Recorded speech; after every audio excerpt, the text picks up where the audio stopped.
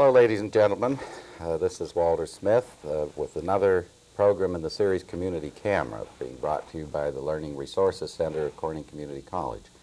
I'm very happy to have as my guest today Mr. Ben Wattenberg, the visiting scholar in the college series. Welcome, Mr. Wattenberg. Well, thank you for having me.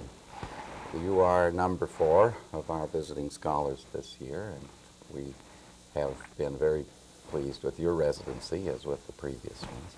Well, thank you. It's been a great experience for me. I was not aware of these sorts of things that are going on at the college, and it's been a great education for me.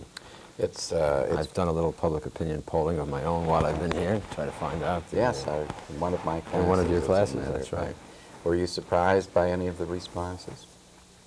Well, I was surprised by a few things. I sort of did that little public opinion poll in a few of the classes, and I found that I did it on some potential presidential candidates, and found that Jimmy Carter was about as weak as I thought, which is fairly weak, and that Ted Kennedy was very strong, which I kind of expected. I did not expect to see how weak Ronald Reagan was in the classes that I polled, and I did not expect to see quite how strong Gerald Ford was,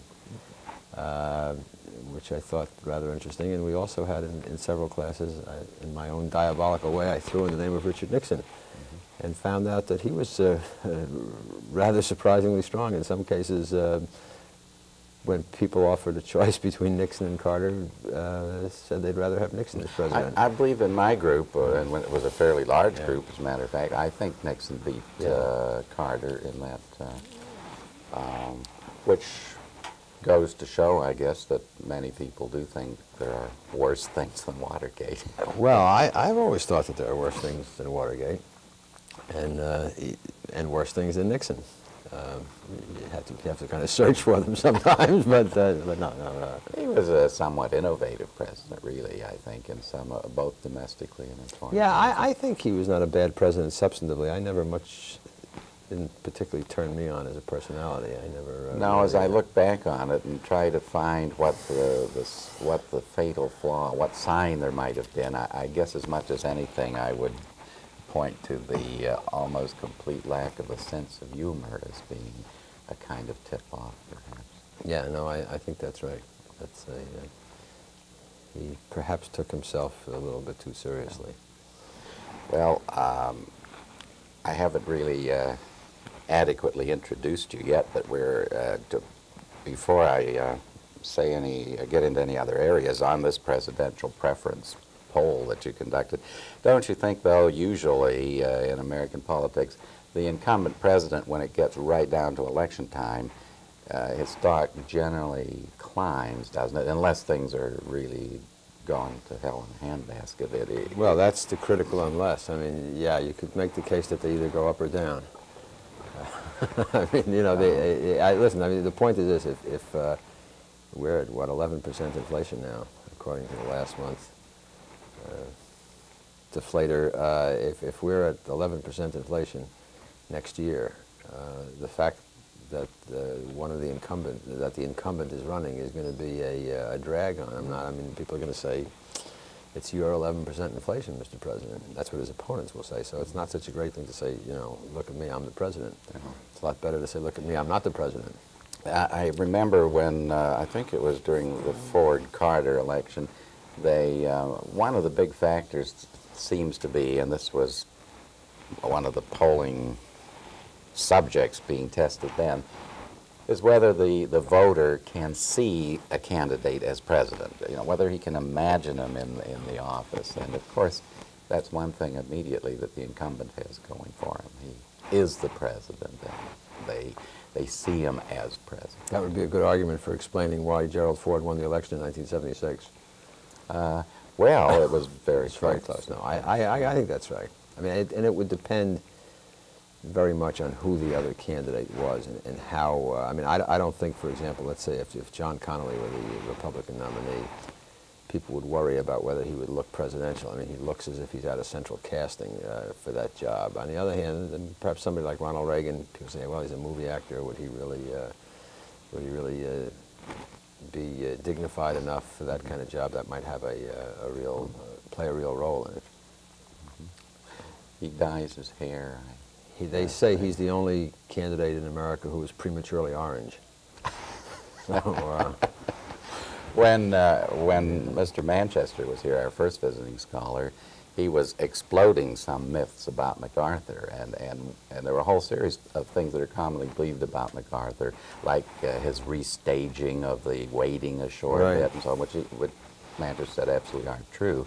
And one of the myths he said is absolutely not true, is that MacArthur never dyed his hair. oh, is that right?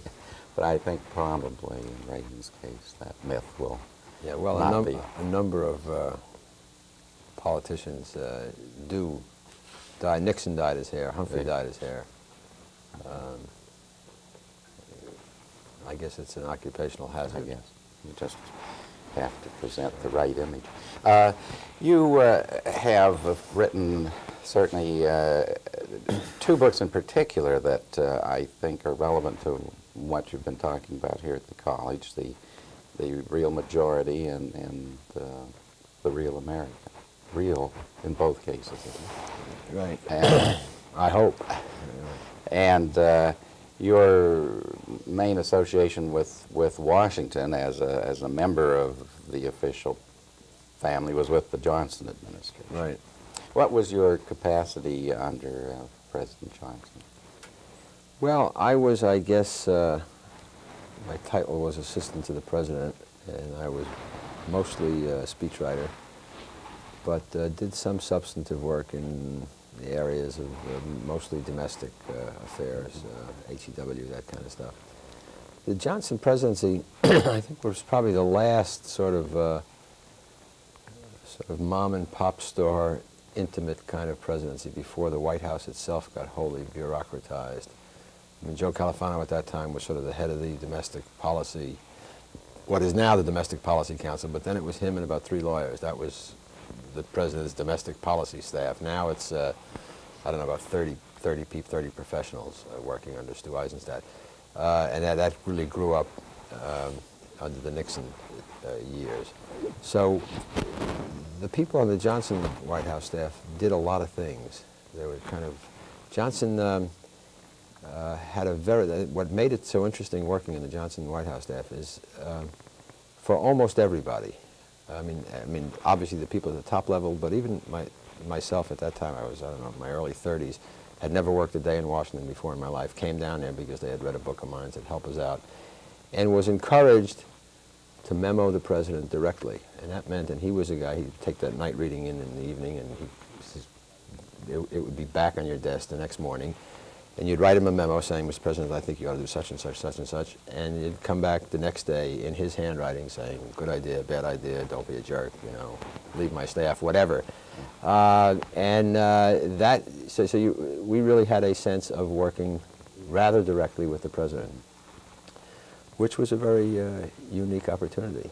And it was so unstructured there, is that you were encouraged to, because you were allegedly looking out after the president's interests, you were encouraged to talk to him or write to him in this instance about whatever you thought was important, even if it meant saying something that the Secretary of HEW or the Secretary of State was saying the opposite of. These were all internal documents, obviously. And I mean, I recall in my own instance several times when I would send them a memo and it was in exact contravention of what's I remember one instance that Secretary Udall and Secretary Wirtz were saying, and Johnson hit the yes box on it, and often when you call him up, they say the president says, and I said, okay. When you're a speechwriter, at least at that stage of the White House office, what do?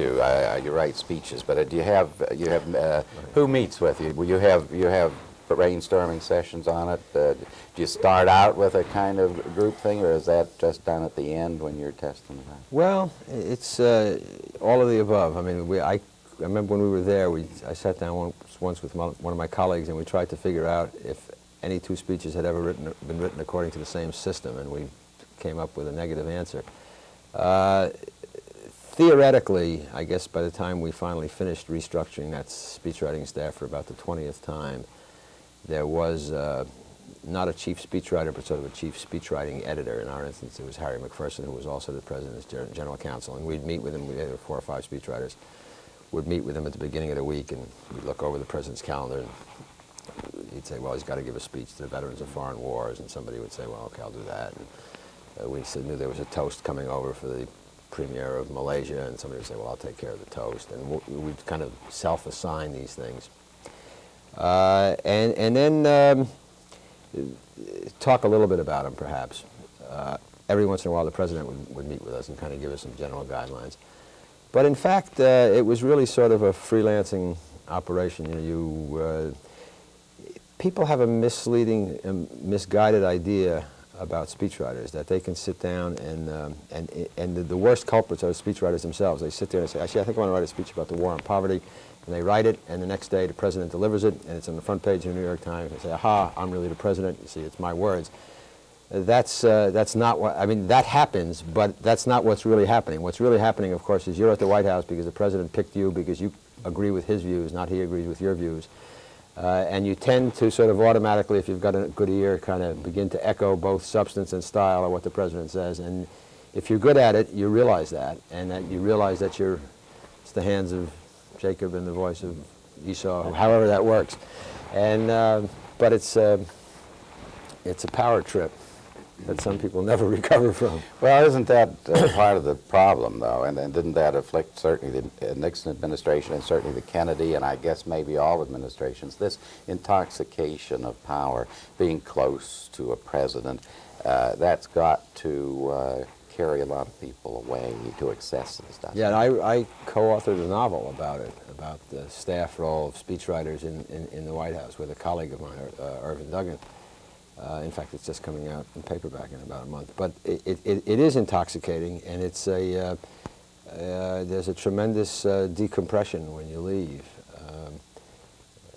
I finally came to I had been a freelance writer before that, and after about 2 years, this was in early '68, before the president announced that he wasn't going to run, I had decided in my own mind that I was not going to work beyond the end of that first term, even if he had been reelected, on the theory that sooner or later, if you're a man with any sort of a sizable ego, which I may be, you find out that you would rather have something written under your own name, even if it's on page 116 of the New York Times, than under LBJ's name on page 1 of the New York Times. But it's a fascinating experience. And it left me, I was very impressed with Johnson for many years, until the last year or two with President Carter. I really was a great partisan of presidents in all these various struggles in Washington, president versus Congress, president versus courts. I was convinced that there was more wisdom and more intelligence and more seeking after the national interest coming out of the White House and the administration than from any of the other branches. I'm not absolutely sure that's true anymore. Even out now. Yeah. I've always said to my government classes that the great failure in American government in the last 40 years, if there has been one, has been in the legislature, not in the presidents. I think our poorest presidents over that period have by and large done a more effective job than our best Congresses during that period. No, I think that's right. I thought that was right until now. Yeah, I really think that in many ways the Congress is more responsible than the administration. One last Johnson question before I move on to get into a little current domestic and foreign policy. But you thought Johnson was a good president. Yeah. And when made some mistakes. When he decided not to run after New Hampshire, and of course there are many people who still think he lost the New Hampshire primary, which he didn't. He not only won the New Hampshire primary, he won the New Hampshire primary as a write-in candidate without setting foot in the state or doing any advertising. So why did he decide not to run? Well, that's subject for great speculation. The mythology, as you know, is that he was scared out by Gene McCarthy, because Gene McCarthy, although he didn't win that primary, did run, in fairness, did run very well. I think got about 42% of the vote or something. The mythology is that the anti-war movement was so strong that Johnson was driven from office, forced to abdicate, and so on and so forth. I guess there's some evidence to support that. I don't believe it myself. There are several things that people don't realize. First of all, by the fall of '67, as it turned out, Johnson was telling people, he told Westmoreland, he told Rusk, he told the press secretary George Christian, that he really was thinking of not running. Secondly, Johnson was two things at the same time. He was a hypochondriac and he was a sick man. As it turns out, had Johnson run, he would not have survived that next term. You know, he died 3 days before Nixon's second inaugural. And there were three subsequent heart attacks between that time, and he had had a heart condition. Thirdly, I think he and Lady Bird both were sort of burned out. I mean, they worked 16-hour days there for 5 years, and he was dragging by the time that thing was over. And there was something else really beyond that. I think he felt in the whole Vietnam struggle by early '68 that he had become the issue rather than the war. And he thought that the resolution of that problem would come better under somebody else who could sort of de-emotionalize it. With some merit. I was very upset that he didn't decide to run then. He went to his grave believing, and I would agree with him, that he could have won that election. And you would not have... That's a tenable thesis, at least, yeah. I think. I mean, you know, the question really is, would he have run 500,000 votes better than Hubert Humphrey? And my thought is he would have. That's all. That's all it would have taken. So. I know already from your previous remarks here that you are not overly sanguine in your view of the Carter administration. Have you see his worst failings in the area of foreign policy? Yeah, I'm very concerned about that. I mean, I'm obviously concerned about domestic economics. We have a real problem, inflation and all its ancillary problems. My own thought domestically is, though, that come what may, this is a strong and prosperous country, and we're going to survive pretty well. I mean, a little better, a little worse. It's painful, you know, and I don't mean to be cavalier about it, because people are having difficulty making ends meet. But it's a problem that I believe will be resolved in one way or another. The international situation I am not that sanguine about. I mean, I think that the so-called free world faces a monumental challenge now. We are, for the first time since World War II, living in an era when the case can be plausibly made that the Soviet Union is moving into a position where it will be the most powerful military force in the world. And if that happens, in all honesty, we don't know what happens next. It is conceivable, as some of the doves say, that nothing will happen. And it is also conceivable that a great deal will happen, because we have a sense from history that when a superpower becomes a dominant military force, it uses that dominant military force to further its own ends. Without frequently, and you made this point also, without frequently having to fire a shot. Not a single shot. I mean, it is the threat and the credibility of the threat that enables them to do things that they would like to do, because nobody will dare challenge them. And I sense in the Carter administration that if that judgment of mine is correct, and many people share it, that is a very, very severe problem. I mean, that calls into question whether what has been called the American century will survive, whether this will be an American century, whether it will be a world where American influence and the things we stand for will be the dominant influences around the world, culturally, economically, and so on. Now, if that's a correct judgment, and it is one that is not shared by the people in the Carter administration, which I don't really believe it is, then it's something that drives a man to be in major disagreement with the president. It's not a small issue.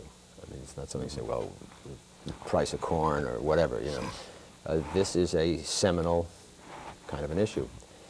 And I believe that that's the situation we're in. I do not believe this is an irreversible situation. Perhaps if I thought it was irreversible, I'd shut up, you know, and say, well, okay, that's what's going to happen, then let's just cut our losses and do the best we can. But it is, you know, this is still the strongest country in the world. We're still the wealthiest country, the most technologically innovative, the most admired in many ways. And it can be turned around. And I think that it probably will be, I hope. But serious problems. It's ironic that Carter scored some of his most telling points against Ford on the preparedness issue, but in the 2 years following has not been very successful or active in closing that gap that he was talking about. Well, I know. My own thought is that he, either by caprice or design, I don't know which, surrounded himself, for the most part, with foreign policy advisors who come from one wing of the Democratic Party. I don't know, call it the peace movement wing or whatever. The old McGovern. The old McGovern, anti-war, McCarthy, Bob Kennedy view of the world. I would have thought that that wing of the party, though, would have been so discredited after '72 that they would... Well, they can't win elections. That's the irony of it. Not only can't those people win elections, or their candidates win elections, but Carter didn't run that way. Carter ran, as you point out, as a pretty tough guy on these military issues, on the issues of national security. And then largely because these are the activists in the Democratic Party, and they went down to work on the Carter campaign early, and they staffed the transition teams, and they appointed one another to these assistant secretaryships. I'm not even sure Carter was aware, and also Vice President Mondale was who comes from that wing of the party, was very instrumental in staffing that administration because he knew Washington and Carter didn't. All of a sudden, you had a State Department substructure there that, when it was appointed, Senator McGovern was quoted as saying, "Hey, that's terrific. Those are the same guys I would have appointed." Well, those were not the same guys that Scoop Jackson would have appointed, let me tell you that. And a lot of them are very honorable, decent, intelligent young men and women. If I ever had anything to do with appointing a foreign policy establishment in this country, I would appoint some of them because it's a legitimate point of view that ought to be heard. But he set up a one-way street there. That's all he's hearing, near as I can determine. And because he's no great student of foreign policy himself, he tends to echo that stuff, that the Russians really aren't a threat, and America's as big an evil or as big a force for instability around the world as the Soviet Union is, and nuclear weapons and balance of terror doesn't really matter, and we don't want to go back to the Cold War, and a whole lot of cliches that I regard as cliches that sort of ignore reality. And we've moved into a not very pretty picture around the world. I guess it's a cliche to talk about contradictions in presidential policy, but I don't remember when we've had a president that there's been more uncertainty about as with regard to where he stands on major issues. Someone said he has the courage of his lack of conviction, but what's the problem? He seems to be not providing a dynamic I think, Walter, leadership. He's the first president we've had who doesn't have, for good or for ill, whether you agree with it or disagree with it, a political compass. You know, the other presidents we've had recently, Jerry Ford was in government for 30 years, and Nixon was in government for 25 years, and LBJ was in government for 30 years. Even Jack Kennedy, young as he was, had been in government for a dozen years. Truman, Franklin Roosevelt. Whether you agreed with them or not, they had come to a set of, not necessarily opinions, but a worldview of what the nature of our domestic situation was, what the nature of our international situation was. So there was, in terms of the people they appointed and in terms of the decisions they made, without even really thinking about it, there was sort of a consistency. Carter came in, and it was a very alluring concept. He said, "Gee, I'm an outsider. I don't I'm not locked into a lot of these arguments. And I can view them sort of as an engineer almost, box by box on the organizational chart. Here's this problem, and I will arbitrate these issues and make these decisions." Well, unfortunately, you then have a sense of a man who is making decisions. He's a bright man. Some of his advisors, some of them are bright, although misguided in many instances. You know, you can be bright and misguided at the same time. And he makes these frequently, and you make these decisions. Here's a box called the B-1 bomber. Should we build it? And you say, well, yes, no. Let's say no, and you can make a case for it. Here's the neutron bomb. Should we deploy it? Should we not deploy it? Here are the pros. Here are the cons. No, let's not. Here's the decision about whether to keep troops in Korea. Should we keep them in? No, let's take them out. Here's the decision about what we should do in Rhodesia, and so on. And each individual box-like decision makes some sense.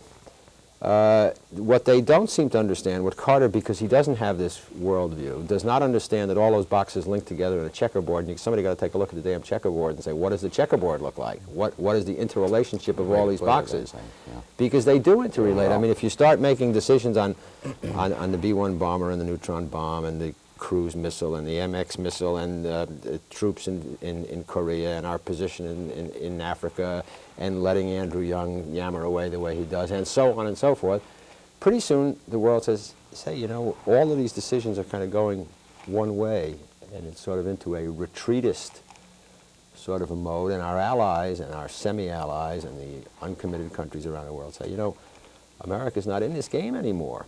What are they doing? We better cut a deal with the Soviets. I think world politics, too, works a lot like the stock market. I think little signs create mental sets that can have snowballing effects. That's exactly right. On world policy, and that's what's happening now. On the domestic front, you have made the point, again, allowing that these labels are inexact, but when I was growing up, certainly, and until recent times, it was almost everybody classed themselves as a liberal. I mean, that was the term. 90% of the spectrum, if you asked them what they were, would have said liberal. Now the term conservative is becoming fashionable again. What do you think is the main reason that it is now not only considered decent, but even in fashion to style oneself a conservative? Well, one of the reasons is that a lot of the things, because of the leftward motion within the Democratic Party and within the liberal faction, a lot of the things that used to be called liberal are now conservative doctrine. And I mean, I grew up regarding myself as a liberal. In fact, I would still regard myself as a liberal, but for example, when I was cutting my eye teeth in politics, a liberal was somebody who was against quotas. Quotas was what kept Jews out of medical school, all right? Now, if you're against quotas, that means you're some kind of a troglodyte, reactionary conservative because it's keeping blacks out of law school. And therefore, to be liberal, you have to be pro-quotas, which I regard as sort of an abhorrent doctrine of it in itself. I just don't think it makes a great deal of sense in terms of the American way of life. But be that as it may, the formerly liberal position is now the conservative position. It used to be that a liberal in economic terms was for vigorous economic expansion and growth. The phrase they used to use was belching smokestacks. Belching smokestacks was something good. It was good. It was good. Now, if you're for belching smokestacks, you're a conservative and an anti-environmentalist. So that's, it used to be that if you were a liberal, you understood that the great threat to liberalism and human freedom in the world came from the totalitarian nations, from the Soviet Union, and therefore the United States had to be strong and internationalist in mind and in mindset, involved around the world. That was the liberal position. Now, and the isolationists were conservative. Now, the isolationists, in my judgment, are the liberals saying, my God, we can't be the world's policeman, we can't get involved all over the world. They sound like sort of 1936 Republicans. And it is the conservatives who are saying, well, listen, there's some very important things involved here. We ought to be, I mean, you know, isn't it ironic that Solzhenitsyn ended up being a conservative hero? I mean, and that was a man who was speaking out against tyranny. So, you know, one of the reasons I am sometimes called a conservative or a neoconservative or a reprobate liberal or whatever, and I kind of somehow feel that I haven't changed my views much, that some of my colleagues in the Democratic Party have moved way to the left, and some of the people who used to call themselves conservatives have sort of moved to the center, and at least from my point of view, I just stayed about where I was, and the labels kind of swirl around your head. Yeah, I guess that happens on a lot of issues, and that's one reason the labels have to be redefined in each context. Well, we're running or ignored. Yeah, or ignored. We're running out of time, and I haven't touched on more than about a third of the points I was going to bring up. This is near the conclusion of your stay with us, this particular round of visiting scholars. You're going over to a farewell coffee hour and then hit the road again, but thank you very much for spending this time on Community Camera. Hope to see you back in Corning. Thank you very much for having me. As I said, it was a great experience for me, and I really enjoyed it.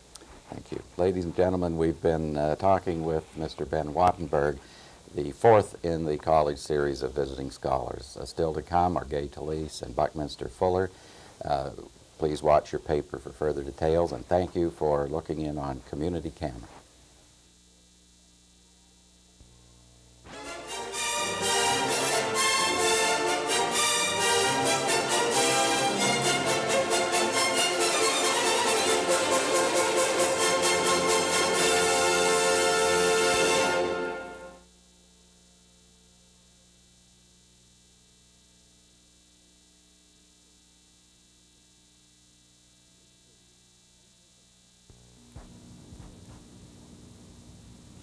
This is